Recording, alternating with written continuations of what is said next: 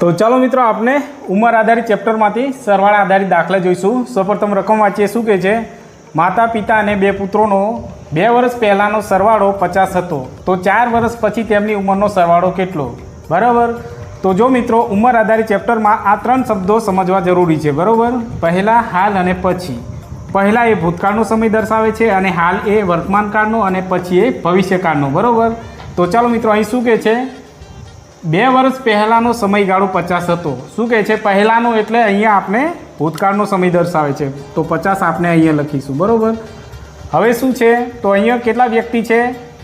1 2 3 4। બરાબર। તો 4 વ્યક્તિ છે। બરાબર। 4 વ્યક્તિઓ છે અને 2 વર્ષ। બરાબર। 2 વર્ષ। તો જો મિત્રો અહીંયા વ્યક્તિ અને વર્ષનો આપણે ગુણાકાર કરવાનો છે। 4 દુ 8 થશે। બરાબર। જો મિત્રો હવે 50 + 8 કરીશું તો કેટલા થશે? અહીંયા 58 થશે।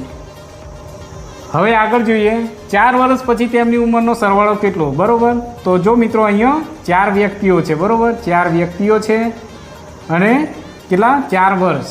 4 વર્ષ। બરાબર। વ્યક્તિને વર્ષનો આપણે ગુણાકાર કરીશું। 4 ચોક 16। બરાબર। તો જો મિત્રો 58 + 16 કરીશું તો અહીંયા આપણે મળશે 74। બરાબર। 74 એ જ આપણો ફાઇનલ જવાબ છે। બરાબર।